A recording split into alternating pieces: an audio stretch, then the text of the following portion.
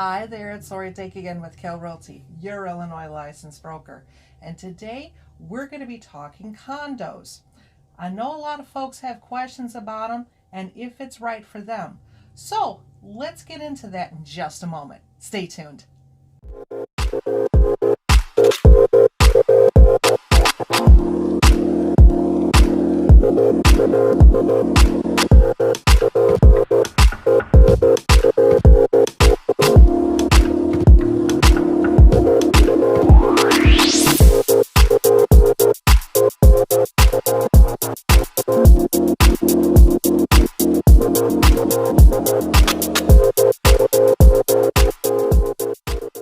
Okay, and we're back. So there are a lot of differences between an attached property and a detached property as far as residential goes, right? Most commonly known as condo versus single family. Now, the biggest one, of course, is you're sharing walls. That's fine, especially for folks. Maybe you've always been renting. Maybe you grew up in apartments. Well, then you're already acclimated to that style of living, and it could be a work for you.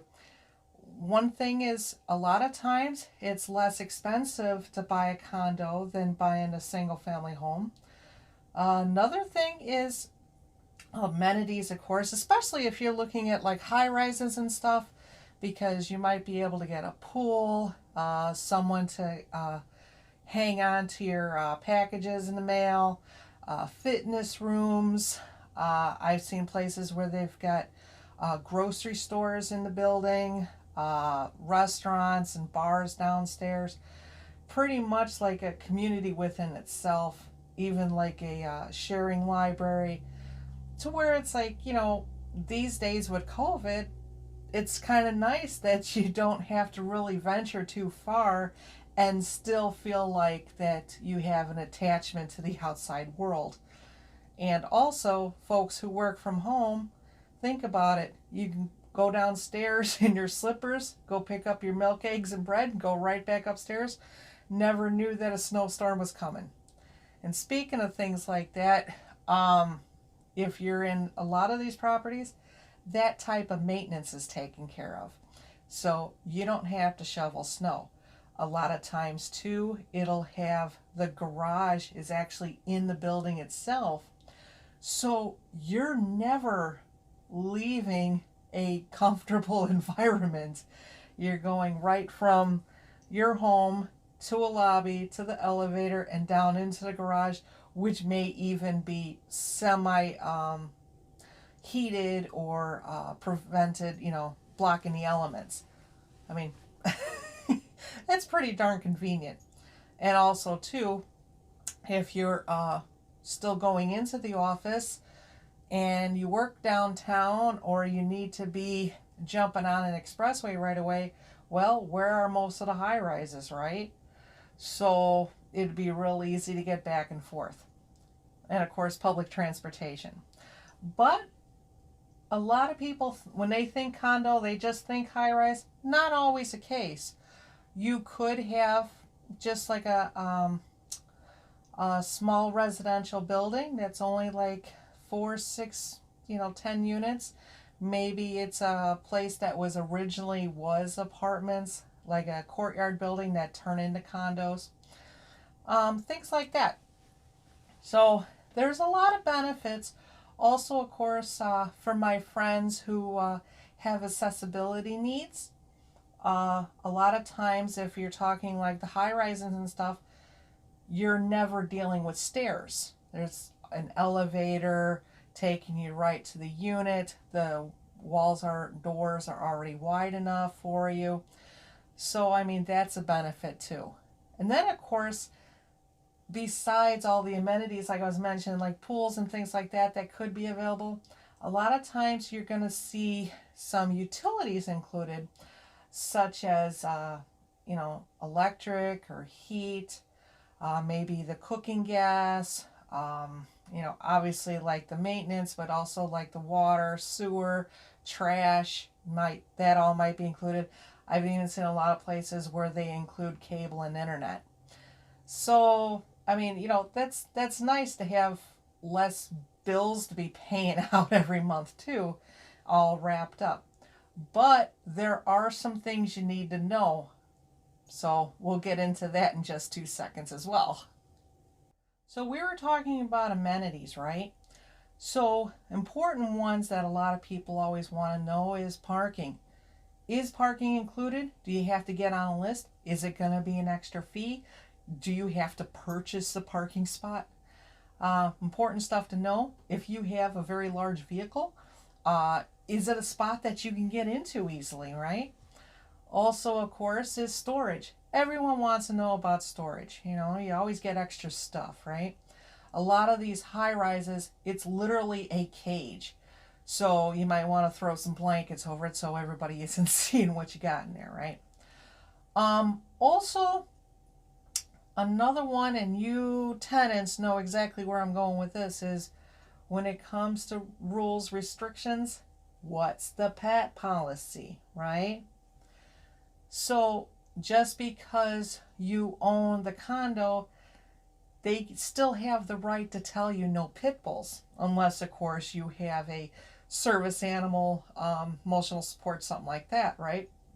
So if you got a sweet pitty, you still need to know what the pet policy is. Other things is a lot of condo associations have a first right of refusal. So they might want to do a credit and background check because they want to make sure that the assessments are getting paid. So something to consider too.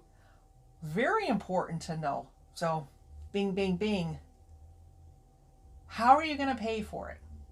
A lot of condos, they do not take FHA or VA loans. And when it comes to co-ops especially, you have to have a lender who can work with the co-op. That might even be a different percentage, so you need to find out.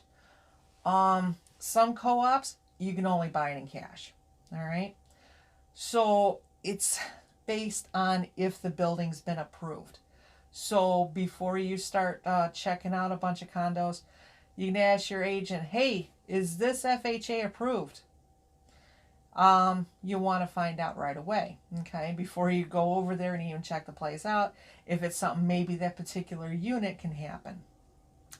What I recommend is talking to your lender and knowing what you can afford with FHA and knowing what you can afford with conventional, all right?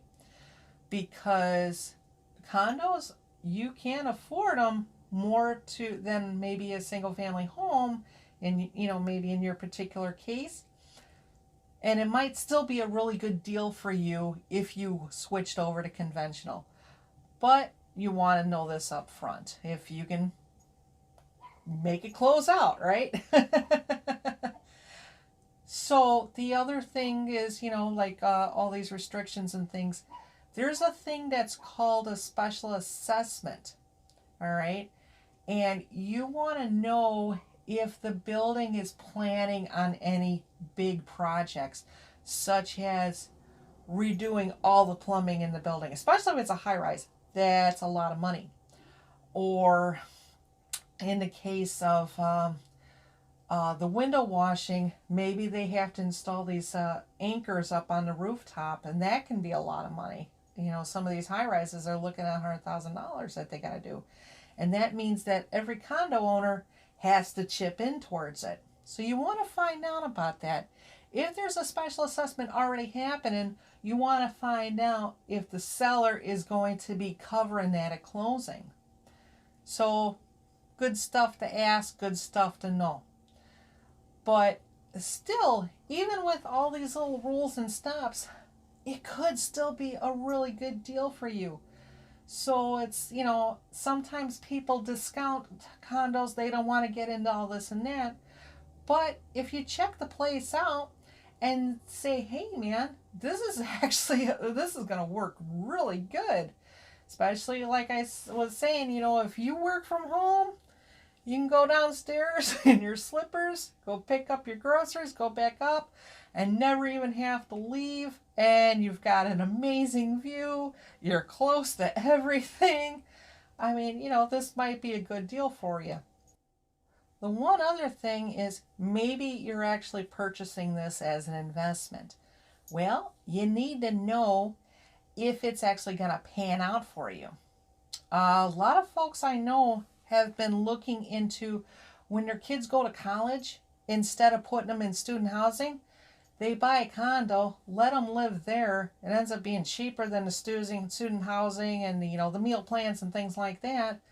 And then they go ahead and when the kid's not there anymore, they rent it out. Well, and then it actually ends up going up in value. And then when they're ready to sell, they've made a tidy profit instead of spending that money on the university. So it's like, okay, so it works out for them. But you have to find out is going back to, rules, regulations, bylaws, restrictions, blah, blah, blah. Are you allowed to rent it out? You really do have to ask about that. Another thing is finding out what the owner versus tenant ratio is, as far as living in the building, because that might affect too with your loan and things like that.